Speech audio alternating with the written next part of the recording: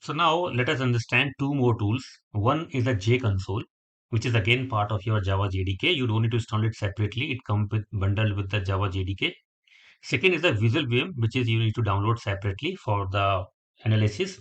Okay. And with this tool, you can take the heap dump and thread dump as well for the live JVM, which is running, and you can execute the garbage collection as well. Okay.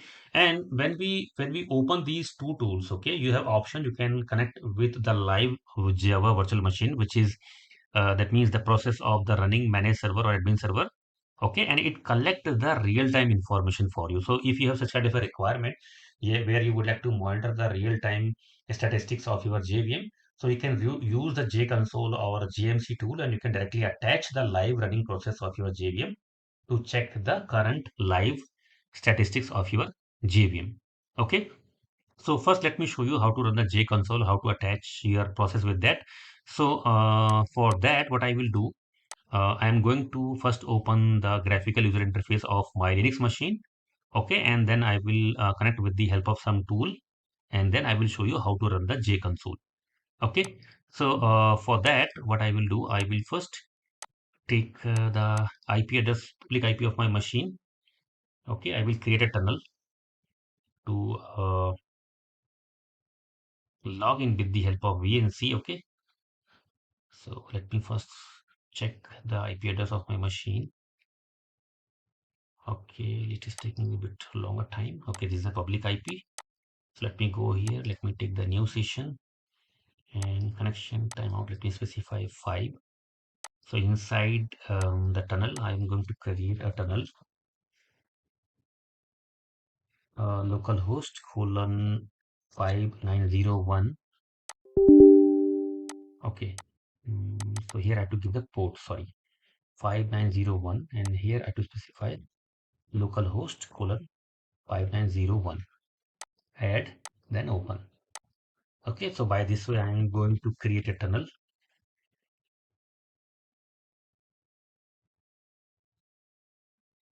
Okay, so this is a standard way to connect with the Linux graphical user interface, where we create a tunnel. After creating a tunnel, we start the VNC server process in the system.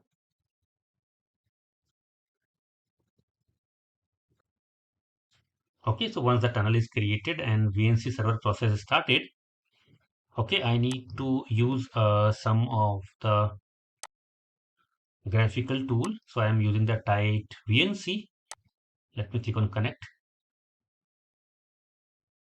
Okay, it is saying that the connection has been gracefully closed. Let me see what is the issue. So let me quickly check the settings, and then tunnels. This is localhost 5901. Okay, oops. Let me give it again. Localhost colon 5901. It is there. Let me apply and let me see if the VNC process is running. -pf grep VNC.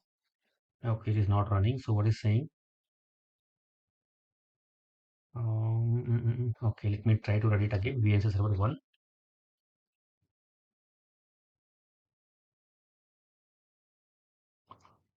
Okay, so what I will do, instead of creating this VNC session from the Oracle ID, I may need the sudo access. So I will run this VNC process using the my EC2-user for the AWS machine.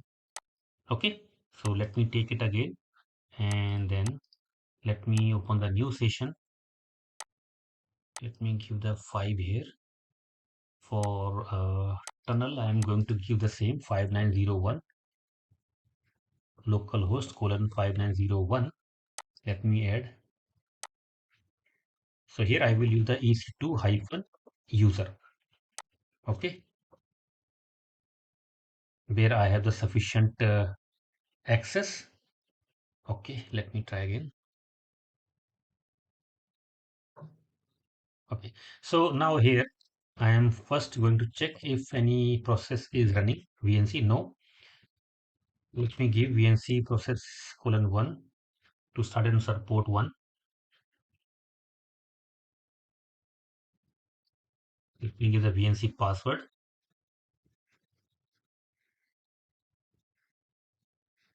It is created. Now let me try it again. Okay, it was access issue. Okay, so now you can see I can able to access the graphical interface of my Linux machine with this tunneling and with the help of VNC tool. So here to run the JConsole tool, let me go to the terminal. Okay, so I am at the terminal and I need to go to my JDK bin folder. Oh, sorry, let me go to the tool.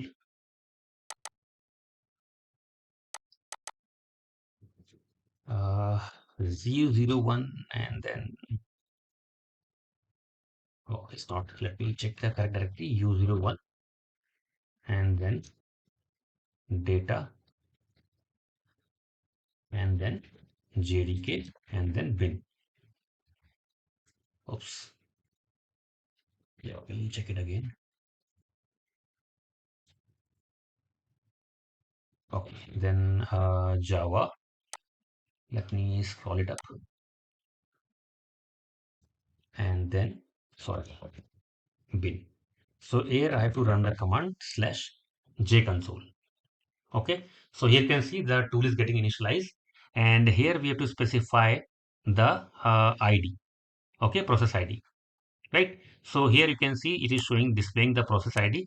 So let me first go to the machine and let me check the process ID. Okay, so I have initiated this from my EC2 user. So what I need to do, I need to first switch to user Oracle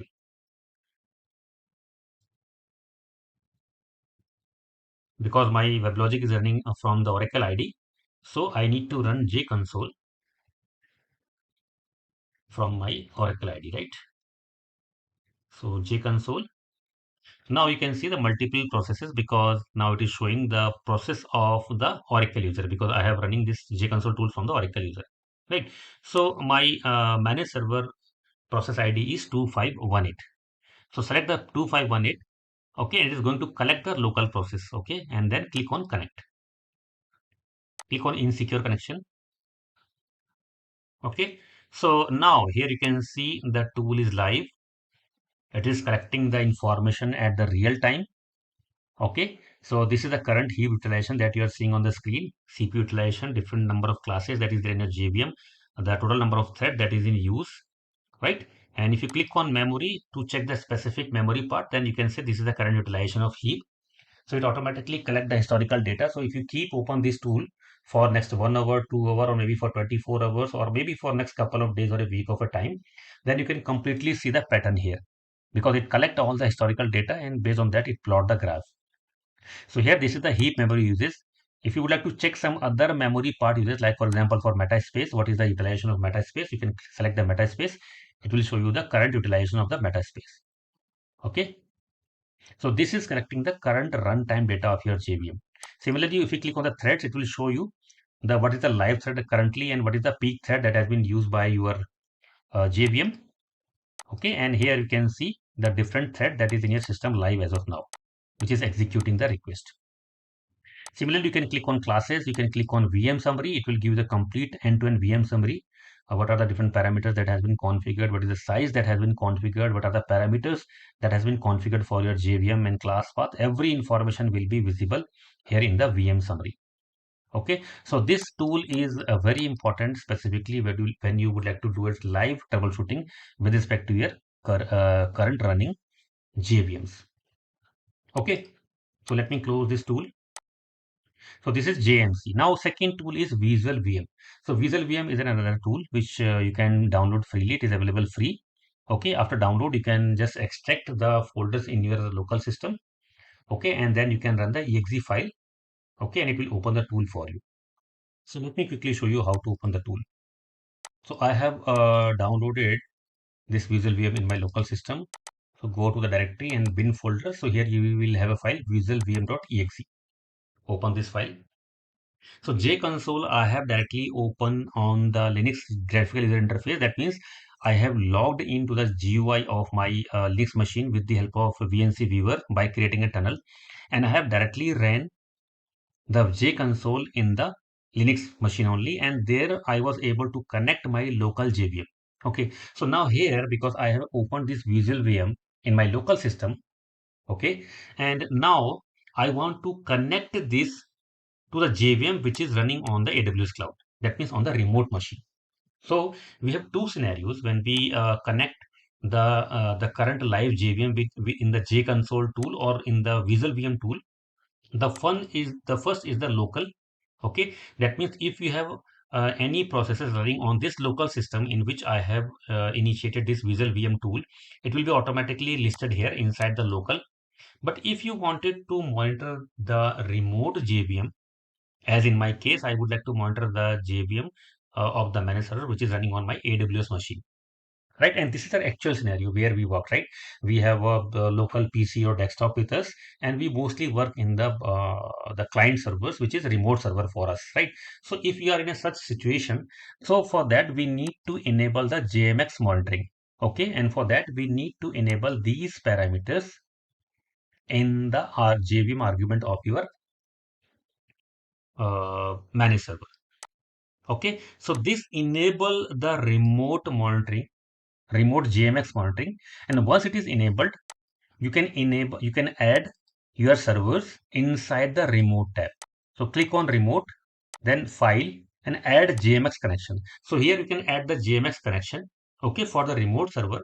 And what is how you can create the connection here? You have to specify the IP address of the machine in which WebLogic server is running, colon port, and port is the JMX port, and this is the JMX port that we specify for connecting 9010. Okay, so that means to the remote JVM we can able to connect with the help of this 9010 port, and here we have to specify the port of our server in which our WebLogic is running. Correct. So this I have done or added in my JVM of the managed server. Let me go back here. Go to server start. Okay, this is the same location where we have added the many parameters earlier. Correct. So here I have ordered all these parameters that I am discussing. These are the parameters, right? I have added there, and I have replaced this server IP, okay, with the actual IP of my machine, remote machine. Okay. So after that, you need to restart the server when all the parameters are added. Okay. Then open your JConsole tool, and here we would like to add the remote machine, right? So here you can click on the file, add JMX connection. Here you have to specify your server IP. So let me take it from here. What is the server IP? It is, let me give it here, and then colon and the JMX port which you have specified in the parameters 9010, right? So 9010. So now what I'm doing from my local system, because this Visual VM is running in my local system, from here I am going to monitor a remote server and by creating a JMX connection. So click on OK. It will take some time. Okay, and after that it will be added, and the data you can see on your screen. So here you can see I can able to connect to my remote machine. This is the OS which is running there. This is the total physical RAM. This is the swap size in my machine, and here you can see the CPU load, and then here you can see the physical memory as well, right? So that means we are successfully able to connect to the remote machine with the help of Visual VM tool. We can able to see the live data, and this is the process ID of, right, this is the process ID for the WebLogic. Okay, and because I have added this to my managed server, so this is the process, this is automatically attached to my managed server. Correct. So here are the different configurations for our managed servers with JVM argument that you can see here. When we click on the PID, you can click on the system properties, and you can see the system, different kind of a system configurations that is in your OS, right? And now if you would like to take the thread dump or heap dump, or you would like to start the JFR, stop the JFR, so whatever we have seen manually so far, okay, all these you can do from here from the console as well. Just right click on this PID, attach JVM process. From here you can see dump JFR, stop JFR, thread dump, heap dump, application snapshot. So you can do multiple things from here. For example, if I click on the thread dump, you can see at this corner, right corner, creating thread dump. Okay, it will take some time to create the thread dump. Okay, and it will automatically create it inside the TMP folder in your server. Right. Similarly, if you would like to take the heap dump, you can click on the heap dump. Okay, and you can specify the location here, in which location you want to create the heap dumps. Click OK, and it is going to create the heap dump for you as well. Okay, now you can see the thread dump has been created. Okay, and this is a separate tab which has been extended here. Okay, and the separate entry you can see here inside the process ID. So this is the thread dump. You can check anytime. Similarly, if you would like to run the heap dump, you can click on this, click on heap dump, specify the location. The default is TMP. Click on OK. Okay, now you can see the heap dump has been created in this particular location. Now, if I go to the server and I do the listing inside the TMP, okay, and star.hp rof, okay, you can see the heap dump file has been created. So this is very interesting tool here, because we can do multiple things just in a single click from the console. But only thing is that you need to enable these JMX parameter in your environment to your servers, and after that you can attach your JVM process to your VisualVM tool, and then you can do multiple things from here. In fact, in not only monitoring, you can collect the different kind of data, okay, for your troubleshooting purpose as well, right? So this is how your VisualVM works. So next is the diagnostic image capture, which we have already covered in the previous session. So I am going to skip this one. So we have covered all the topics, okay, specifically in terms of the monitoring and troubleshooting, collecting the different kind of data, then doing different kind of analysis with the help of multiple tools and commands.